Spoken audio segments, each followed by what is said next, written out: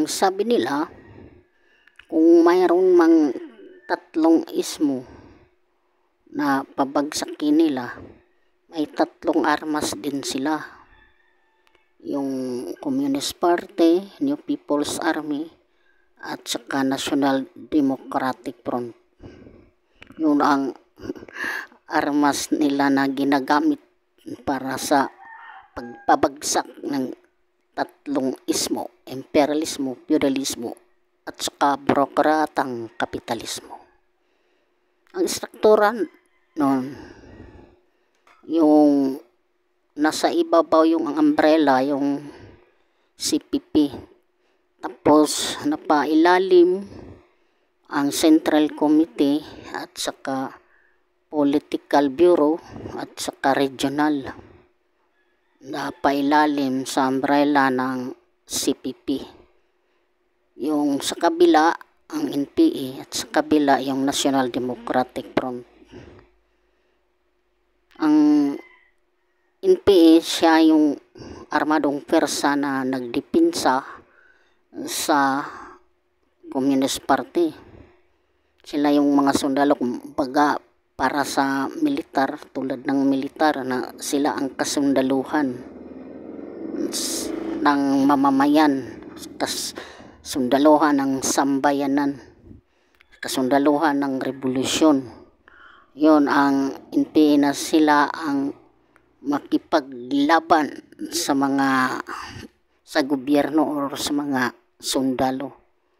Ang NPA ito na ginagamit pa rin namin sa propaganda, yung tatlong armas na ginagamit kontra sa tatlong ismo. Yun ang armado, sila ang taga-bantay or sila ang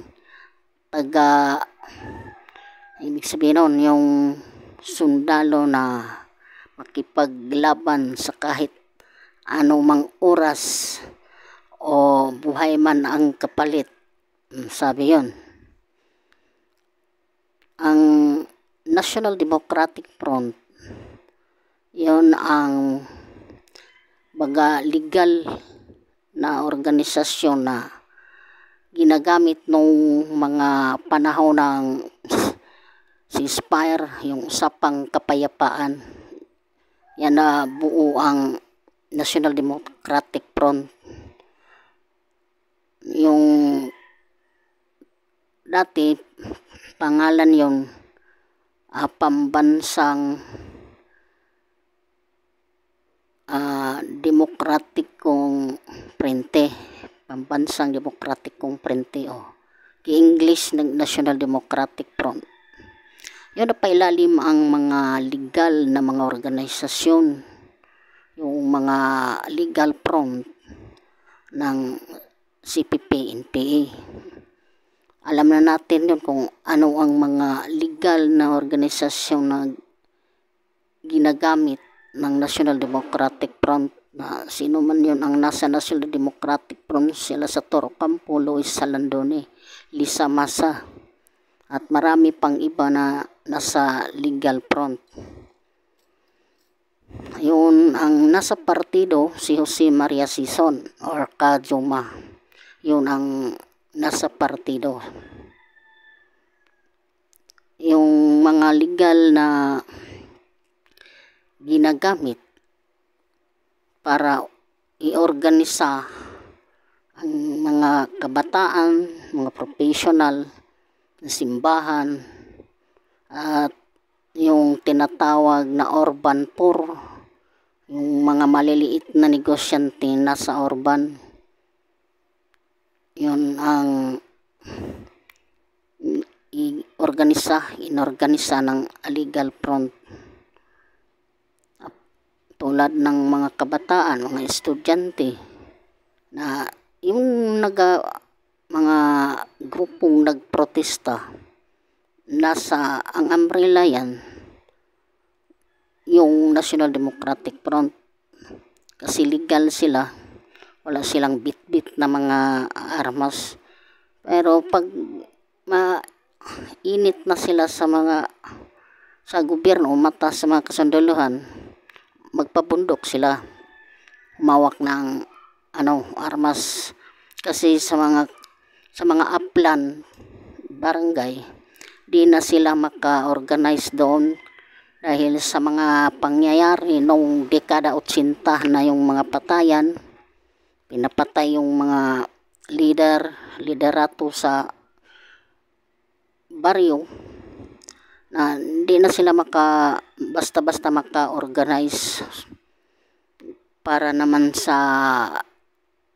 kasi na-experience ng mga tagibaryo yung mga pangyayari noon, yung kahirapan, yung tinatawag na mass grave, maraming mga civilian na pinatay.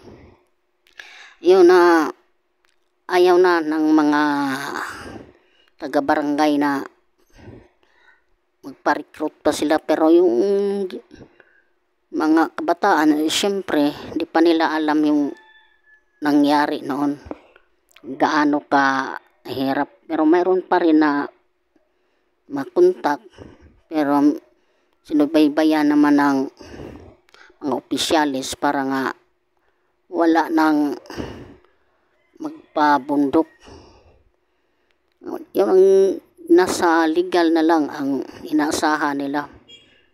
Paano ba mabagsak ang tatlong ismo kung unti-unti na lang sila?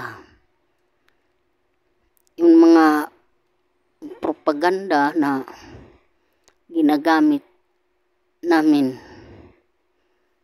yung malakas ang legal ngayon, lalo na ngayon na palagi ng mga protesta nila, mga rally,